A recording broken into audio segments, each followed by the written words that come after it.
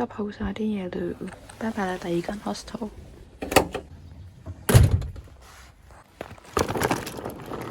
又開始搬篋嘅日地。0932離開呢度，又係比原定時間遲咗些少，所以今日應該唔會嗌司機加油啦，索性跌埋心水，準備搭翻尋日晏少少嗰架車。感恩趕得切啦！呢啲巴士要小心呢，就係佢收得好早，所以尋晚同 hostel 啲人講，如果唔係呢，就會搞到啲人一係要飛咗成90英鎊啦，或者要行路。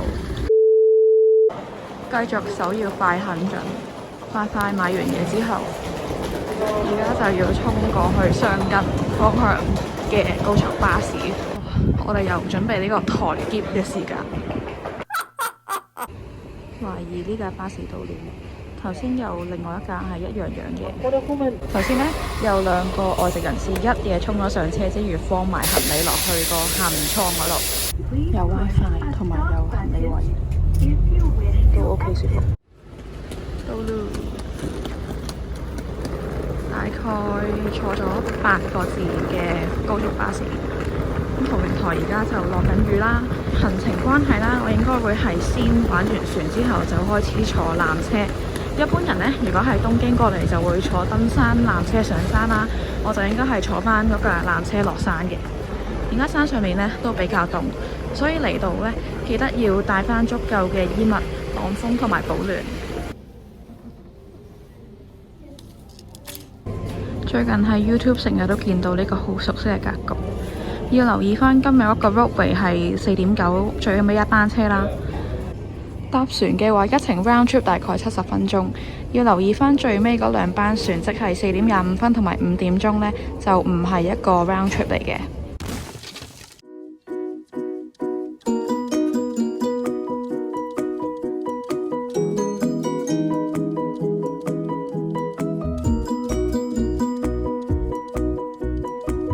原來呢架船呢有升降機，開頭我都以為冇乜人會拎埋個篋過嚟啦。其實 first class 呢個位呢，就同普通都唔係好大分別。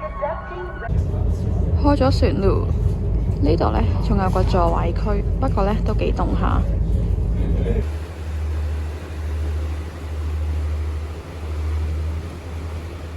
到達箱根丁港，而家準備落船。而家時間係1:08啦，陣間呢就要2點25分之前再上返下一架船。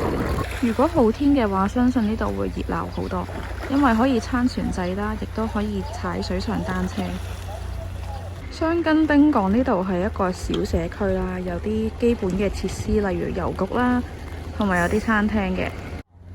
呢架係另外一隻船啦，個樣同頭先嗰架有少少唔同，主要係顏色配搭有啲唔同。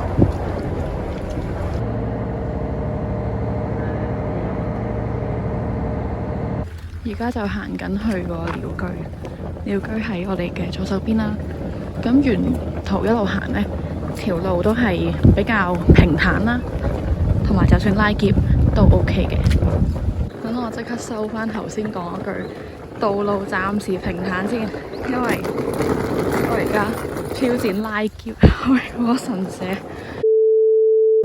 本來想坐3.3嗰隻船，不過隻船已經出現咗啦。跟住我而家仲喺度排緊隊，所以嚟呢一站呢，可以擺到最尾啦，同埋預翻多少少時間。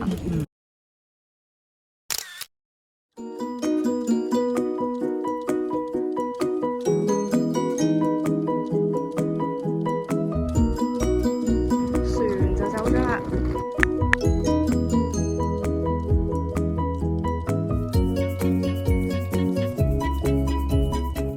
頭先排喺我後面嗰個外國人呢，都幾識影相嘅。最中意嗰張相呢，就係佢影到我拎住個篋同埋擔住把遮，好狼狽咁。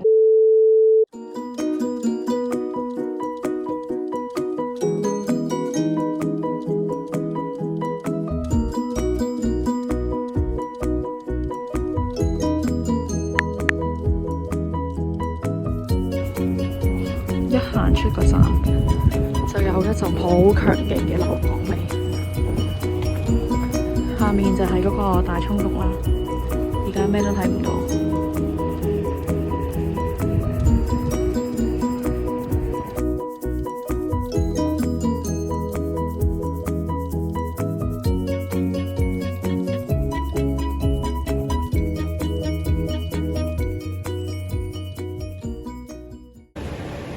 巴士去強羅方面，纜車已經喺度，但係已經接近冇人啦。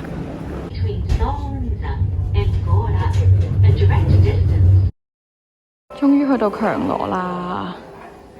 去小田園嗰啲車呢就比較密些少嘅。今日暫時全日都係一個 deadline fight 之旅。其實如果你話歸根究底，點解會搞成咁？主要都係因為住得太偏僻啦，所以去到桃園台嗰陣都已經12點幾，差唔多1點。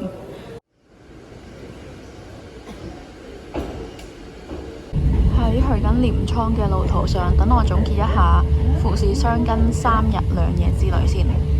其實出發之前呢，我係有 plan 過下到底要去邊啲地方啦。主要都係跟翻每個地方嘅位置，大概有個廊要點樣去，跟住再打算去到當日呢，再決定實際去邊度先，去邊度後嘅。結果因為唔同嘅意外啦，所以就搭咗3架 local 車，先終於去到下吉田。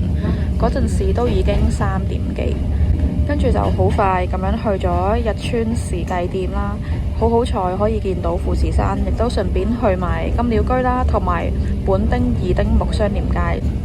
跟住嗰晚返到去宿之後，係覺得有啲唔抵啦，因為好似事情唔係如自己所想咁順利，所以就好仔細喺度嘗試 plan 下到底之後嗰日要點樣去。咁就最終呢，首先去咗山中湖，跟住再去咗忍野啦，然後翻去河口湖。咁河口湖我住嗰間 hostel 呢，就喺大石公園隔離，就需要靠 shuttle bus 去出入啦。所以尾班車都係講緊5點幾就由河口湖嗰度開出，變成唔可以玩得夜啦，同埋要第二朝出返嚟呢，都唔會話太早有車。去到桃園台之後，其實我係有 plan 到首先坐船嘅，咁就預咗一個船嘅 round trip 就1個鐘頭多少少啦，然後喺每一站嗰度又逗留一段時間，所以結果呢都用咗成2個幾3個鐘先完成到成個 boat tour。跟住呢，就坐咗粉紅色嘅 cable car 由桃園台去咗祖雲山啦，再由祖雲山去強羅，而家呢，就由強羅去緊小田園。有啲人我見到就喺箱根丁港嗰度坐巴士再去其他地方，咁就可以慳返坐船嘅時間啦。但係如果你將你嘅行李鎖咗喺桃園台或者其他地方嘅話，你就一定要返去。我呢就買咗呢個3日2夜嘅 pass 啦，佢就 cover 翻富士同埋箱根地區嘅交通嘅，售價呢而家就係9340蚊。佢有分 A 線同埋 B 線，本身呢上網買咗 A 線啦，但係後尾去到站頭換飛嗰陣呢，個職員就話如果你首先玩富士呢，你係應該買 B 線嘅，唯獨是我會可以話浪費咗小田園返去新宿嗰程車啦，因為我下一站係去鎌倉。咁如無意外由新松田去新宿嗰程車係講緊1000 yen 左右啦，所以如果你話蝕嘅話，就預蝕返60-70蚊港紙，咁我覺得都唔係太差嘅。至於你話張 pass 係咪真係回到本呢？開頭我完咗 day one 之後，我都覺得好似同之前買嗰個周遊券10000 yen 爭好遠。好似呢個9000幾 yen 都差唔多價錢，但係搭嗰啲車又唔係靚車，又唔係高速車，好似好唔抵咁樣啦。所以就好認真咁樣喺度研究同埋計，到底我張 pass 會唔回到本呢？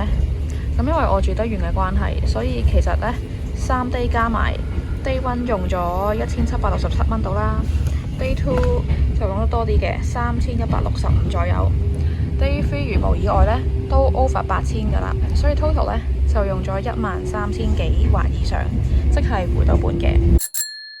喺喺買 pass 之前都有諗過，如果真係回唔到本，咪最多當係方便啲咯。有時車駁車轉車嘅時間得好少，所以有張 pass 咧都絕對係方便啲嘅。暫時嚟個小總結啦，就係總算係平安咁完成咗呢3日2夜啦，冇真係 miss 咗任何嘅車，感激自己喺每一個關頭都能夠快狠準咁樣去作一個喺當一刻最正確嘅決定。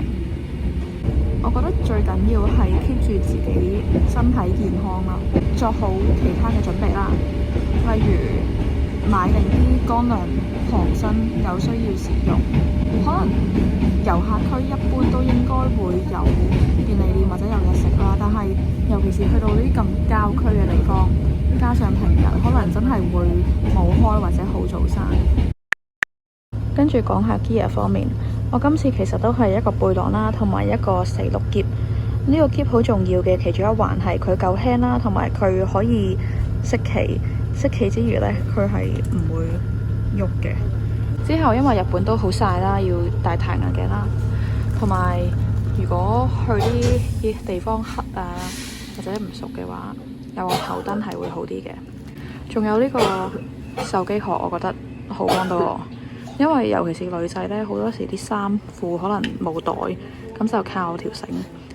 最後我覺得值得一讚就係對鞋啦，我覺得佢真係超級舒服。仲有呢件褸呢，係 GU 買嘅啫，超級靚，超級保暖，又擋風又冇，仲有佢個袋呢，夠大，地圖啊。終於到小田園，我聞到食物嘅味道啊！